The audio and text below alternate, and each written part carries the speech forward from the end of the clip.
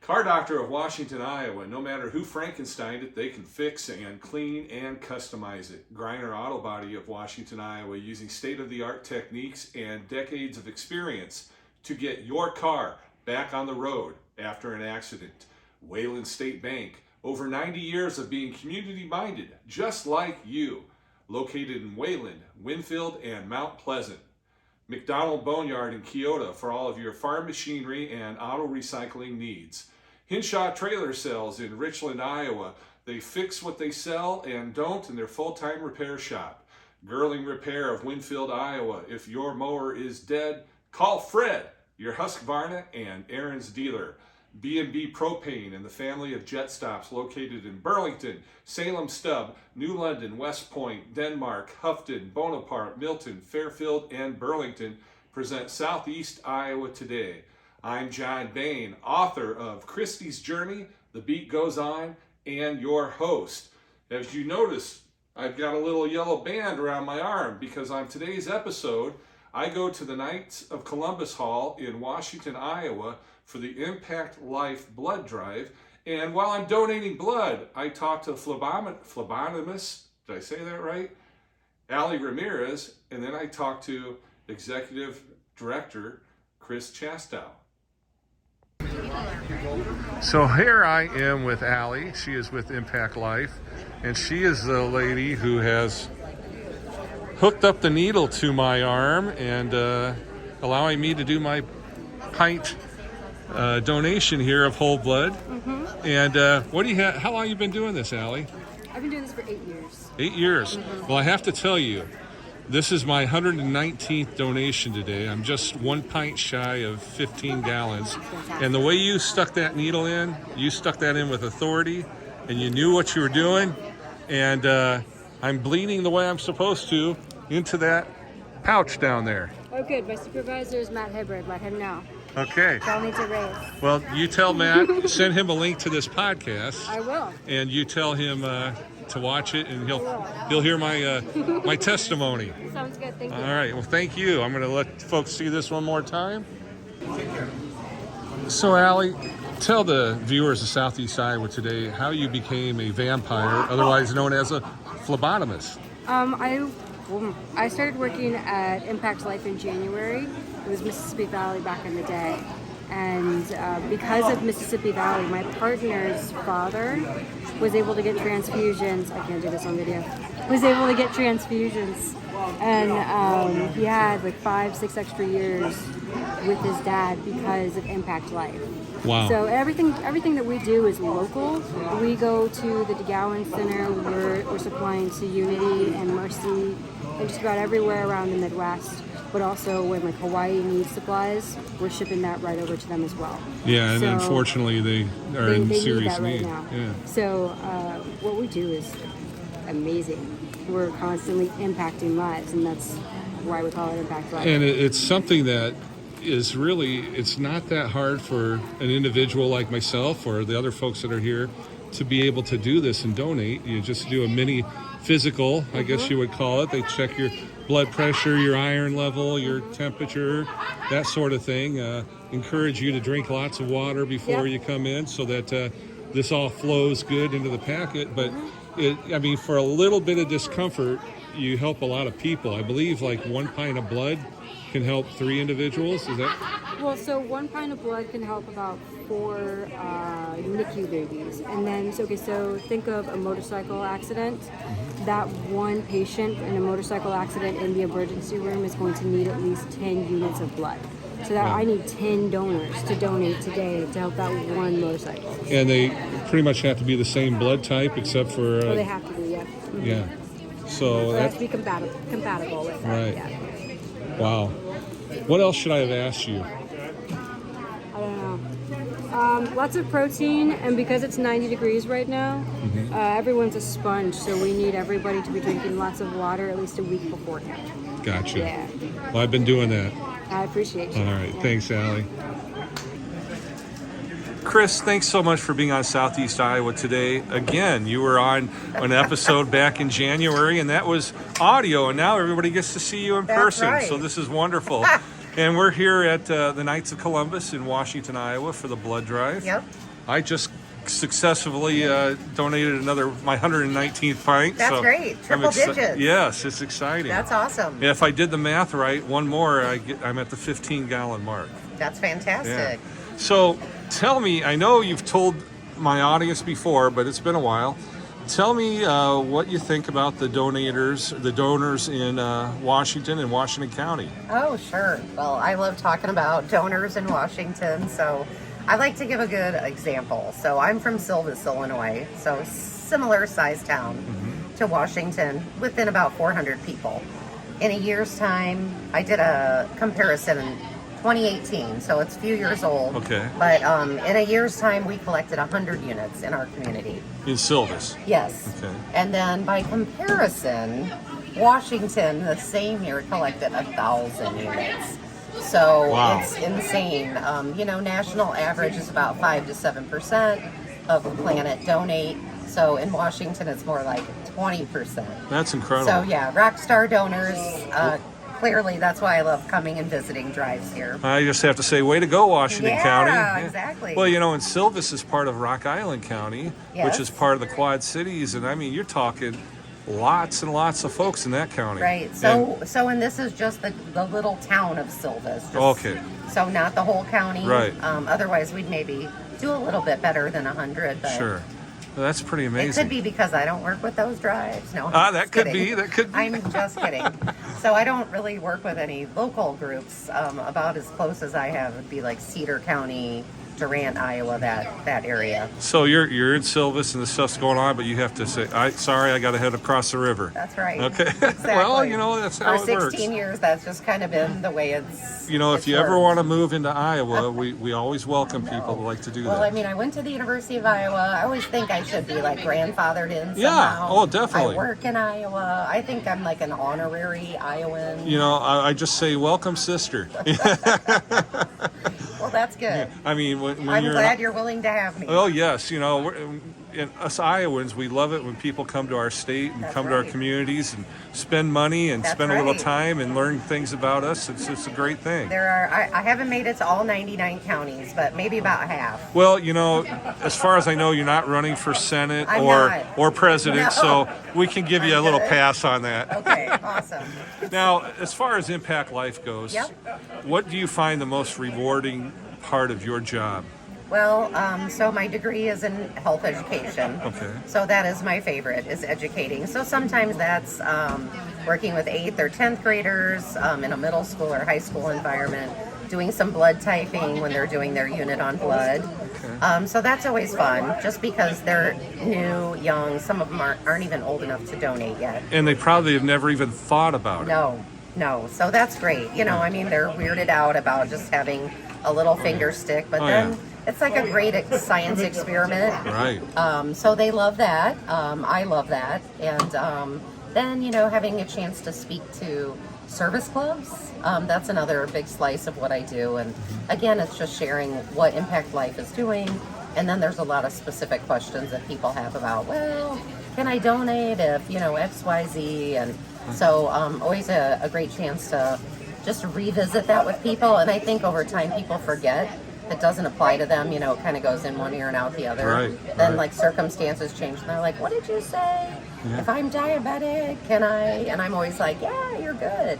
I mean, the human body is so complex, and when you're learning in biology in high school and things like that, there's no way you can absorb it all. No. I mean, you think about doctors who are they're basically our mechanics. Exactly. We have Keep us mechanics running, for our that's right. yeah, and it's amazing what we learn in a scenario like this, and how important blood is and blood donation is for the whole medical process, for healing or for emergencies and that sort of thing. That's right. I mean, what I like to tell people when I'm educating is I'm a big person. I'm interested in sustainability. So a lot of times people don't think about, literally your old discarded blood has the ability to help 3 patients. And then amazingly, in 56 days, your body makes more. And then it's up to you if you want to do it again. But every time you donate, you can impact 3 patients' lives. And that's amazing, and it's really makes you feel good. And one thing, when we last talked back in January of this year, of 2023, I had discovered that because there were some times in the past where my blood donation didn't go well, and like the needle, my blood clotted at the needle, Sure. and then it stopped the donation, and I wasn't able to get a full pint Right. in. Frustrating. And I left there frustrated, Yep. upset, and I'm like, oh, all that and nothing. It's not going to help I took anybody. one for the team, and But exactly. since then, and nowadays, that blood can still be used for things. That's right. So we can do a smaller amount and still accept that, which is lovely. It is. It's called a low volume donation. Yeah, But, right. But yes, so that is great for donors, like you said. Yeah. And so anybody who's watching this now that's had a similar scenario, get over it. Drink lots of water a week or two ahead of That's time. right. That's the big key right Yeah, there. yeah. Water, water, water. And then come back and do it again. Yep. And it'll be a better experience. Definitely. Yeah. And I'll tell you, Allie, she had a little trouble at first. She was trying to, everybody does, trying to find my veins. Sure. And she found it, and she had a couple people come double check her.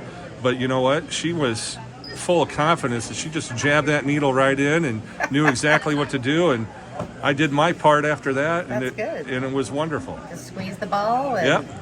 think of all the people you're helping. Usually I don't get my iPhone out and start video the process, but I Right. did today. I'm like, well, since I got this podcast, I bet. need to have interesting Little topics. live, Yeah. yeah. Yeah. So, we had some fun. That's good. I know when people say like, I want to do this on Facebook Live, just there are a few people who can have like a reaction of some Yeah. sort if they haven't eaten Right. recently in these things. So it does make me a little nervous. Yeah.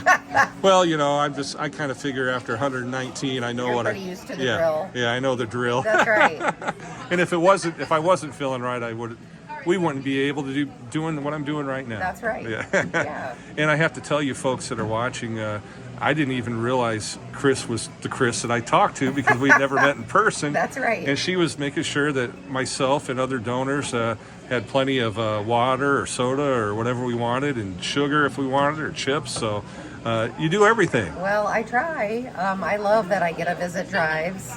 Usually I'm at like my larger drives, my high school drives. Mm-hmm. There's a few more reactions at a high school drive. So Yeah. again, wearing a different hat, but Now tell me the age that high schoolers can start doing sure. this. So 16 years of age with parental permission. Okay. And then once they're 17, they can make that decision for themselves. Very good. Yeah. Now, do you have any stats that you might be able to say off the top of your head or get me close as far as people that start in high school that continue to do it after? Well, so I can tell you just in general, 16, 17, 18-year-olds, they comprise 15 to 20% of the community blood supply. Wow. So it fluctuates from year to year, but yes, it's fantastic. So Yeah. when they're not hosting blood drives at their high school, like in the summer months, we see this big bowl deficit from May, probably mid-May through like mid-September. Yeah. And we see that 15 to 20% deficit because our students are not hosting drives, and they're busy having Yeah. a great summer working, Yeah. traveling, going to the fair, Doing the kids stuff. ball games, vacation. So we don't fault them for that, but Sure. boy, are we happy to see them Yeah, when when they- fall rolls around. Exactly. You When- get them through the spring that way That's for right. sure. I Well, always that's- say if anyone, bad mouths teenagers, I always say, well, I know one thing they do really well, and that's come out and save lives. there So, you go. Yeah. And hey, heroes without capes. That's right. Yeah. Exactly. I mean, I know they love getting out of class for an hour. They get to hang out with their friends, Yeah. have great snacks, listen to music, and also save lives. Right. So, Well, I'll tell you, I started when I was a teenager at Pleasant Valley High School up in the Quad Cities. okay, sure. And now here I am at 57 years old, still doing it. That's so right. It's just fun. Well, I did too. I was 16 years old. I was in charge of the blood drive at Rock Island High School. Wow. Yep, and I've been giving ever since. I did take a little hiatus off, like some people do in life. Sure. But then got back on. So I'm working on my 11th gallon. Well, that's pretty darn so good. that's right. I'm gonna have Yeah. to work hard to catch you. Well, but- there was, and I should be further ahead, but I know like one time I had surgery. Sure. Had to take a year off Yep. from that. And then one time I went on a cruise and we were out of the country. Sure. And then you had to take a year off for that at that time. I don't So- know if that's still the same way or So not. that's great that you brought that up. So when COVID came, we didn't have enough blood donors. So the FDA really looked at all of those restrictions, deferrals. So most of them have been dropped from a year to 3 months. Okay, that makes a difference. So if you're not sure if you can or can't, you can always reach out to me. But otherwise, our toll-free number or just bloodcenter.org. Okay. And then you can find. So the biggest change that we've made recently is the mad cow deferral. Oh. Creutzfeldt Jakob. And that's been like a 30-year thing, right? And it was a permanent deferral. Yeah. So now it is just 3 months. And if you're in the window, we re-entered 5,000 donors. Wow. And I think we've seen 350 come out and actually donate again. Some new, that weren't permanently deferred but found out they could give, and then the rest existing donors. So we're hoping that trend will continue. Like, we'll get the word out to people, and then they'll come out and join the fund. Well, very cool. And like you said before, if they have questions, it's impact.org. It's just bloodcenter.org. Bloodcenter.org. Yeah, Okay. and then that's our website. You can find all sorts of great information there. Our toll-free number would be listed as well if you want to talk to someone, as opposed to just kind of try to navigate our website. But that's great. Yeah. That is great. Well, if there was one question I should have asked and I haven't, what is it?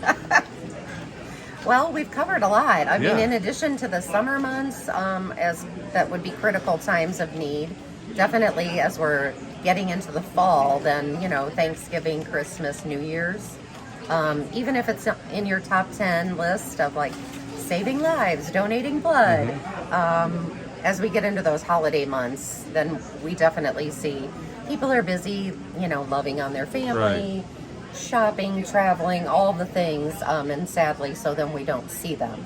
So if there's any way that you can work it into your party schedule.